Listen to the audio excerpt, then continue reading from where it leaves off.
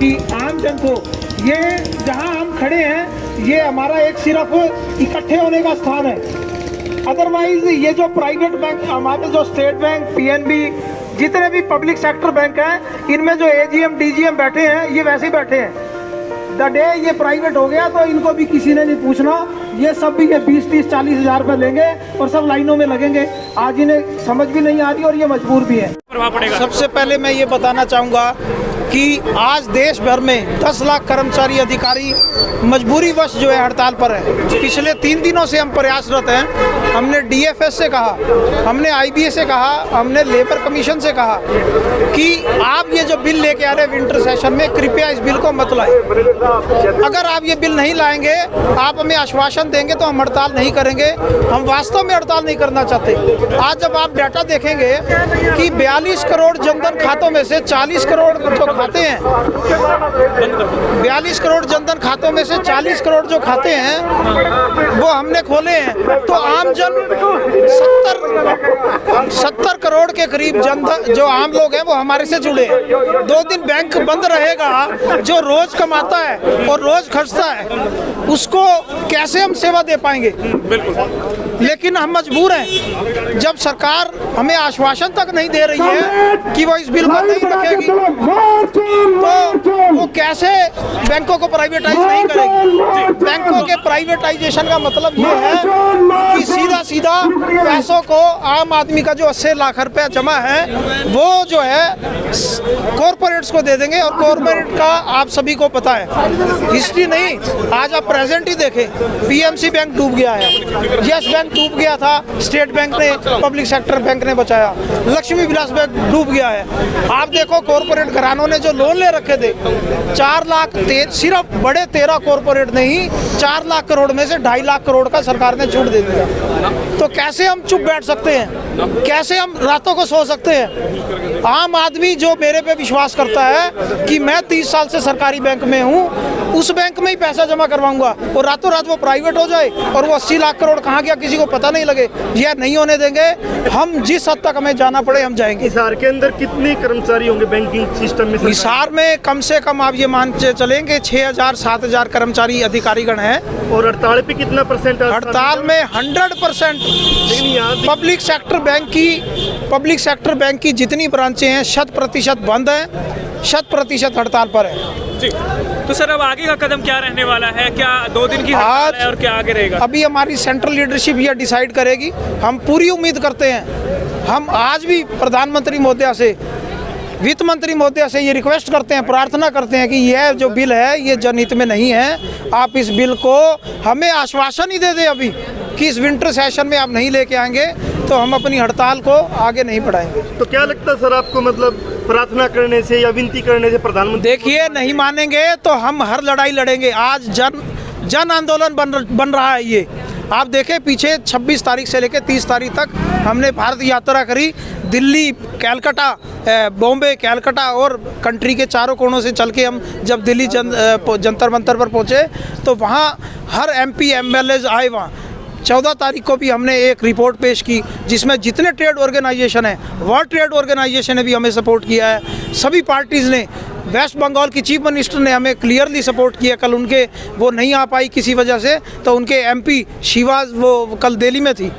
तो आम जनता हमारे साथ है।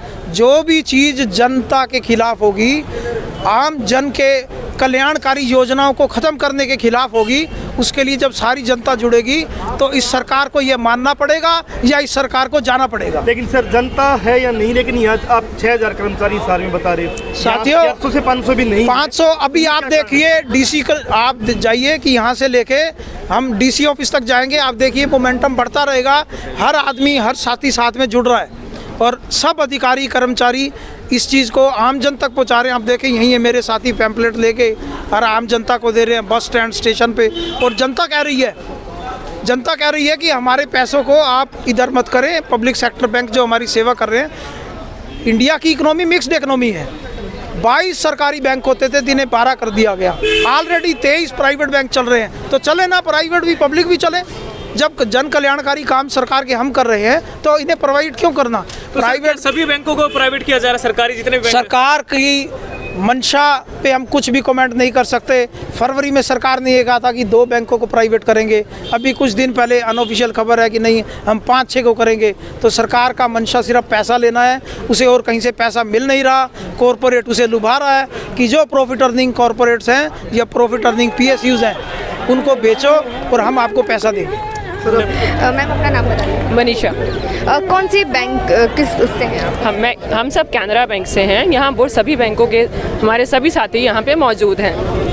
तो आपकी आज की जो ये हड़ताल है, इसका आप मेन मुख्य जो उद्देश्य जो है आप किस उसमें है? मुख्य उद्देश्य हमारा ये है कि जो सरकार ये नए नए नियम लगा रही है कि बैंकों को प्राइवेट किया जाएगा, हम इसके खिलाफ आज सब एक साथ यहाँ एकजुट इकट्ठा हुए हैं। तो क्या लग रहा है आपकी जो ये 2 दिन की जो हड़ताल है, इससे आगे कितना प्रभाव जो है पड़ेगा? इससे प्रभाव देखिए पड़ेगा, करीबन 100 करोड़ का बैंकिंग कारोबार प्रभावित हुआ है इन 2 दिनों की हड़ताल से होगा।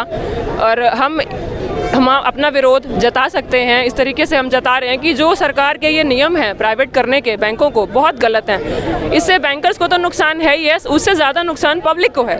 किस तरह से नुकसान, जो कस्टमर्स हैं उनको किस तरह से आगे इसमें नुकसान होगा जब निजीकरण होगा? निजीकरण हो जाने से जो कॉर्पोरेट्स के हाथ में बैंक चले जाएंगे, उसके बाद से कॉर्पोरेट्स की मनमानी चलेगी। बैंकर्स को सैलरी नहीं दी जाएगी, कम दी जाएगी, वर्किंग आवर्स बढ़ जाएंगे और हर तरीके से कर्मचारियों को निकाल दिया जाएगा। और अगर कस्टमर्स की बात करें तो उनको किस तरह से आगे इसमें नुकसान उठाना पड़ सकता है? जिस तरीके से अभी आज हम सरकारी बैंकर जो हैं, सरकारी बैंक देश की सेवा करते हैं, गवर्नमेंट की हर तरीके की स्कीम लगाते हैं, आप इम्प्लीमेंट करते हैं हर चीज़ों में, वो नहीं कर पाएंगे। हम जिस तरीके से जनता का साथ देते हैं, उन्हें सहयोग देते हैं, वो नहीं कर पाएंगे। पब्लिक का पैसा कॉर्पोरेट के हाथों में चला जाएगा, जो कि बिल्कुल भी सेफ नहीं होगा। जो आम गरीब जनता है, जो गरीब लोग हैं, जिनके बैंकों में खाते खुलते, सब्सिडी आना या हर तरीके की जो हम उन्हें सुविधाएं देते हैं, जो हम उन्हें सर्विस देते हैं, वो नहीं दे पाएंगे। तो आज जो यहाँ पर कई जो है सभी बैंकों के लगभग जो कर्मचारी हैं, तो क्या जो परसेंटेज है, मतलब जो टोटल जो है वो है या फिर कुछ लोग जो हैं जो नहीं भी आए हैं? नहीं, बिल्कुल सभी आए हैं। हर बैंक के हर कर्मचारी ने आज यहाँ पे एक पहुँचकर बहुत बड़ी महत्वपूर्ण भूमिका निभाई है इस हड़ताल को सफल बनाने में। इससे पहले जो फरवरी में भी शायद हड़ताल की गई थी पूरे देश भर में बैंकों की तरफ से, जी क्या उसका कुछ असर हुआ? जी बिल्कुल उसका असर दिखेगा। अभी 1-2 हड़ताल नहीं, हम आगे और भी हड़ताल करेंगे। ये बहुत लंबी लड़ाई है, हम करेंगे सरकार के खिलाफ, आवाज़ उठा रहे हैं हम, क्योंकि ये सरकार इतनी जल्दी से किसी की सुनने वाली है नहीं। आप देखिए, किसानों को भी 1 साल तक संघर्ष करना पड़ा था, जब जाके उनकी कुछ सुनवाई हुई थी, उनकी मांगें मानी गई।